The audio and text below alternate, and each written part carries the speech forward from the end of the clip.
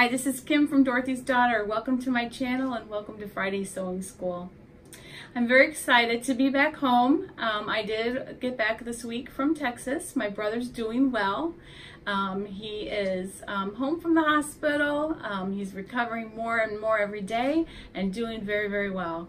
I would just like to send a very, very heartfelt thanks for your prayers and best wishes. Our family appreciates it more than you know. He's doing very well. So while I was away from recording, my channel hit 1,000 subscribers, which is a huge milestone, one that I've been waiting for a bit, and I'm so over the moon excited. So if you have not subscribed yet, please go ahead and hit the subscribe button below so that you don't miss any videos. You can also hit the bell to be notified as soon as those videos go up. I'm so grateful and so excited. So today what I'd like to do, I noticed over the past month or so there's been a number of questions in the comments, and I've tried to answer them as best I could with written word, without pictures. So what I decided to do today was to take those questions and so just have a little viewer question time and go ahead and answer your questions. What I'd like to do from here going forward is taking any questions that have been in the comments and taking the beginning of Friday Sewing School and answering those comments. If it means filming a short tutorial, either that would be a whole video, which I would happily do, or just a short little tutorial that we can put in the beginning. I'm really, really, really committed to answering your questions. So if you do have questions, please put them in the comments. You can also email them to me. My email is down below, or you can send me a message on Instagram. Either way, soon I'll have the community tab on my site, and we can definitely do some communicating that way as well. But I would really, really love no question to be unanswered. So with that, I've got 4 questions to answer today that were in the comments. So Debbie and Christy both asked related questions. Their question was, Christy's was, does it matter if you cut your patterns with your fabric wrong sides together or right sides together, and whether or not that matters? So short answer to that is no. But Debbie also asked, does it matter if you flip a pattern piece upside down? Because she did see me do that in the Cadence Sew Along video.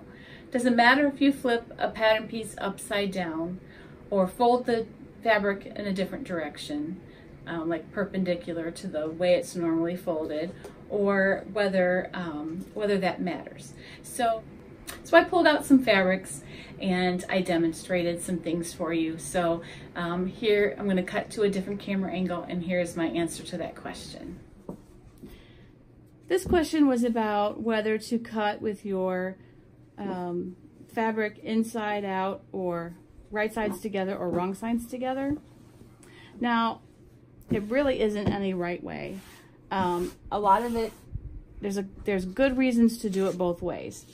So I like to do right sides up sometimes just because I want to know where certain things are falling. For example, if I was making this in a top, I wouldn't want to have this big red flower right at the apex of my bust or something like that. Or if you want a certain pattern to be falling at a certain place. So I like to do it right side up. The problem with that then is with your markings. If you have the right sides together, you can easily make your markings on, because you want to make your markings on the wrong side. So if you're marking darts and those kind of things, I just grabbed a random pattern piece that happens to be jean pockets because I'm working on jeans right now. You can insert tracing paper in between and use a tracing wheel to transfer your markings. A lot of people do that. I kind of don't transfer markings when I'm cutting things out. I'll do it as I'm sewing. when it's time for that piece, I'll take that piece and lay it out. And at that point, I can turn them wrong side out and go ahead and make these markings. Sometimes I'll put a pin through a dot and then mark where the pin goes through on the other side. There's lots of ways you can do it. A lot of people, you know, do clip their notches and everything as they're cutting out. I don't know why, but I just never got in that habit. I kind of just do it as I'm sewing. I just put the pattern piece back down and do the markings as needed. And then another question, which is very related here, is when it's okay to flip a pattern piece upside down. Okay, so you know you have the grain line here, and if it tells you to put something on the grain, you want to definitely do that. Okay, so with this fabric, would it matter if I did it like this, or if I did it like this, or even if I opened it up and folded it down this way? As long as it was on the grain, would it matter? And with this fabric, I would say probably no, it would not matter, because if you look at this fabric, this is not directional. It looks like it could be, but as I study this a little bit, I can see that pretty much, you know, the design is going both ways, and the things are placed so that it really doesn't matter whether or not you have it right side up or wrong side up. So that's one example. Let's look at this fabric. Now, would it matter with this fabric if you flip something upside down? And I would say, yeah, it definitely would, because here, let's say you were, you know, using the navy chevron pieces or whatever those are as a guide. If you did it this way, they'd be going up, and if you did it this way, they'd be going down. So here it would matter that all your pieces would have to be the same. Now okay, so this fabric would not be advisable to flip it upside down. This is a completely non-directional fabric, so you could flip this any way that you would want to. And so you can play pattern Tetris a lot by flipping things when you can. Usually pattern layouts assume that you don't. Sometimes they do, but most of the time they're assuming you're not flipping pieces over and, you know, trying to squeeze things in. Now, does it matter if you, with a woven fabric, does it matter if you put the grain this way? And the answer to that is usually no. If you have a border fabric, you're going to have to do it this way to get the effect of your border. So like I said, usually no, it wouldn't matter. And if you have a piece of fabric with a border, this is a piece of fabric that I got in a box from a lady on Facebook. I paid $10 for this box of miscellaneous fabric, and I've had some of the most beautiful pieces from it. But anyway, this is an example of a border fabric. Okay, so, you know, this would be the right way to cut pieces. However, if you're going to use the border, then you're going to want to cut things this way. So you just have to make sure that there's no difference in the amount of stretch either way. If something needs to be on a bias, then you definitely need to put it on a bias, because fabric on a bias stretches. Fabric, well, actually this is kind of a stretchy gauze, so that's a bad example. Let me use a better woven to show you. Okay, so fabric on a bias will give you some stretch. But this way and this way, there is no stretch. There is less on the grain than there is this way. So, you know, with the grain being usually going around the body, That's why, because there's a little bit more stretch going that way. But you just have to keep that in mind if you go this way, that you're not counting on any extra ease from the fabric itself, okay? Just keep that in mind if you have to cut a border print or anything like that. I hope that answers your question. So the answer to that question is basically, it depends. But with each fabric that you use, you just have to look at it really carefully, study the amount of stretch, study the pattern, study the print itself, whether there's things you want to fussy cut to make sure they don't fall at the wrong place. Like, I think the example of having this great big red thing on, excuse the language, but this big red thing on your boob would be a no-no. So, so yeah, I just think that you have to take each fabric and examine it really carefully before you lay out your pieces so that you don't end up with making an unfortunate choice. Hope that helps answer that question. All right, so the next question was from Janet, and she asked, in my tutorial for how to insert sleeves with clear elastic, she asked me why did you need to use clear elastic and why not just regular elastic? Well, regular elastic has a texture to it, and it's more fabric, it's elastane, but it's more cloth feel than plastic. Clear elastic is plastic and it's smooth. So when you go to tear that out, you have this very, very smooth surface for your seam ripper to just glide around. So yes, you could use the regular elastic, but it might just prove to be a bit of a headache pulling it out. This just makes the task super quick. So that is why I use clear and not regular elastic. So then Sandra asked, she wanted some more pant tutorials, which will be coming up, but her example was she wanted to do a size 22 in the waist and a size 16 in the hip. And so I did do a little bit of demonstration of how to blend sizes on a pair of pants, and I'll go ahead and go to that camera angle now.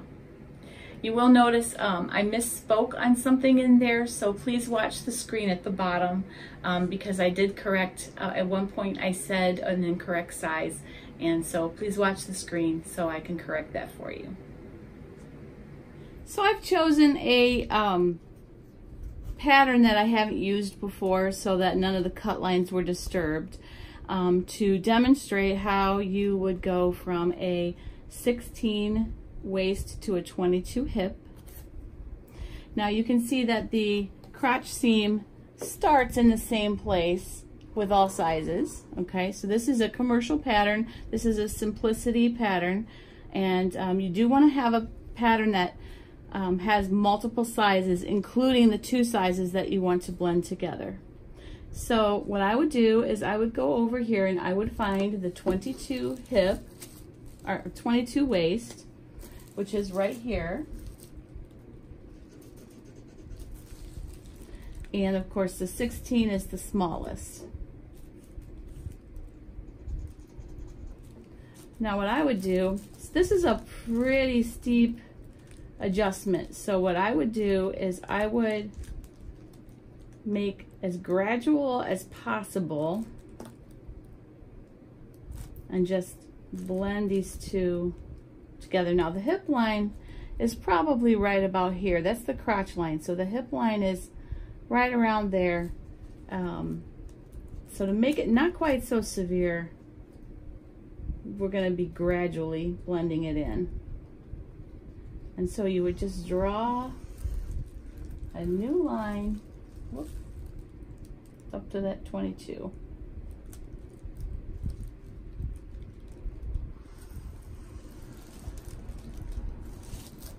And that would be your new cutting line. Okay? Now you have to do something about this crotch. Okay? And later on we'll get into how to determine your crotch depth. I actually am working on on some jeans now, and I actually filmed a little bit about how to find your crotch depth that we'll be covering in a few weeks. And that'll be on a Tuesday, that video, so just heads up on that. But what you want to do is determine, you probably have a pretty good idea whether your crotch is, whether you're short-waisted or long-waisted, basically, whether your crotch is deep or low. So what I would do is just choose the size that you're making in the hips usually, and use that line over here. So I would just go ahead and use this line here for the size 22. And then that would have a 22 waist with a 16 blending into a 16 hip. Right at the hip line, it's not gonna quite be down to a 16 just because that would be way too steep of an adjustment, but it'll get you pretty close to where you could definitely make that work. Now, if you're using a knit, you might be able to size down up here a little bit, might make it a little bit easier, but if you're using a woven, you'd probably want to follow this. Anytime you want to make a multi-size adjustment, it's best just to find the lines that work for that part of your body and then just go ahead and use them. So let's say I wanted to go from a 18 waist to a 24 hip. Well, I would find the 18 cutting line, which is right here, and the 24 cutting line at the hip level is about right here. Now this time, because we're getting larger, it does matter how quickly you get to that hip line, because if you need a larger hip, then you need that to be large in the right place. So usually the hip line is about 7 to 9 inches down from the waistline. So I'm gonna kind of follow that here. We'll do 7 inches is right about there, so that, and 9 is right about there. So somewhere in that range, we need to get from the 18 to the 24. So I'm gonna put this on the 18 up there. Right here is the 18. And I'm gonna use this hip curve. You can make it as, you can just find the best place on the ruler and then just draw in your new line right here. Looks like my marker is losing ink, but in that case, this would be your new cutting line. And then over here, you probably would want to use the largest size for your crotch curve. And so I would go ahead and use the 24 here. Now, it's possible that if you're doing this, you might, this is a typical, this almost is like me. And my crotch is very short. So I would probably, in that case, go with the 18 and maybe even extend this out to the 24 level, but keep the rise of the 18. So hopefully that helps. And yeah, blending sizes is very, very simple. It's just a matter of having a curved ruler in the cases that you're grading on a curve like that. You wouldn't, in this case, you kind of want a straight line because the pattern lines are straight. But in getting larger, you can see you wouldn't want to just do a straight line out, or you'd end up with something poking out at your hip, and you don't want that. So this kind of ruler is essential to have if you're grading sizes. Hopefully that helps. All right, and the last question that I'm going to answer today came from K&M, and she wanted to know how to match, when making the t-shirt, how to match the stripes from the underarm to the sleeve, how you make that continuous. I filmed a demonstration video of how you can achieve that, and I'll cut to that now. The next question that someone put in the comments was, how to match stripes at the arm side to the sleeve.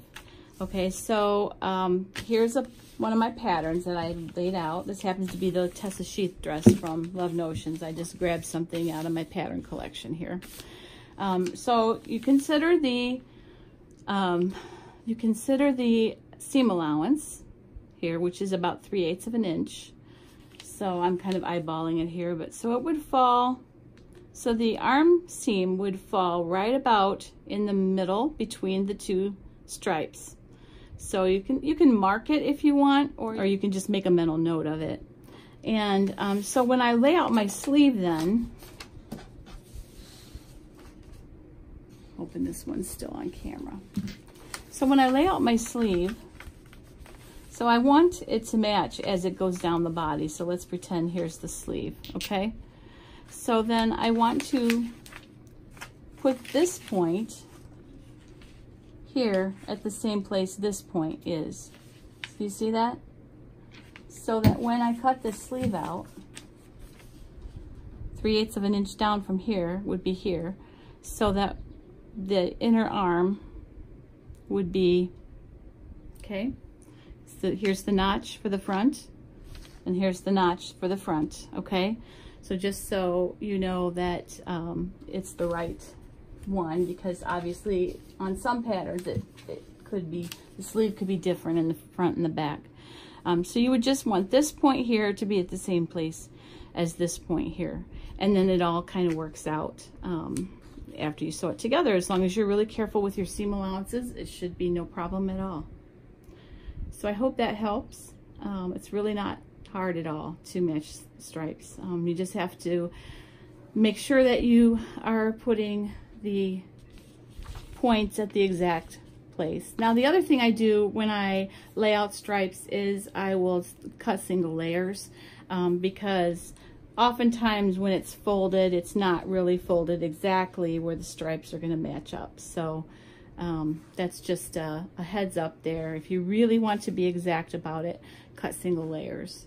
And it takes a little bit extra time, but I think you gain that time back when you go to construct the garment, and then the stripes match up really well, and it's not a big headache to match them.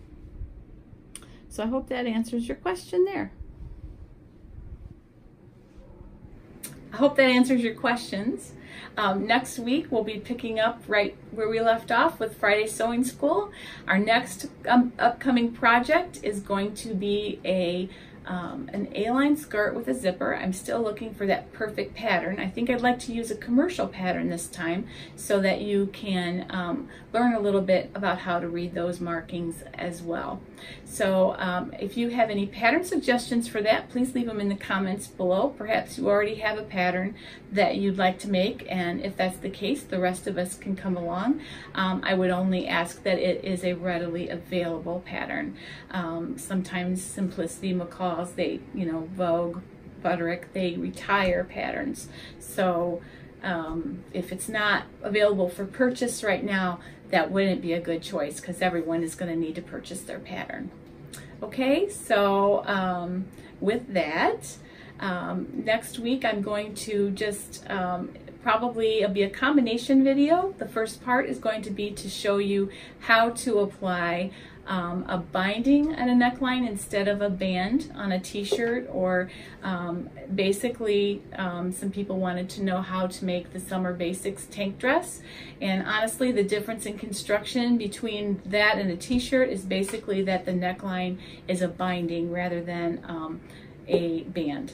So I'm going to show you how to do that, and then the second half I'm going to introduce the pattern that we will be doing next, and going over the list of supplies and things that we'll need for that. So with that, have a happy Friday. I'm also thinking of some kind of a giveaway we could have now that I've reached 1,000 subscribers. So I've got to put my thinking cap on and think about what might be good. So that may appear next week or possibly the week after. So have a wonderful Friday, and happy sewing.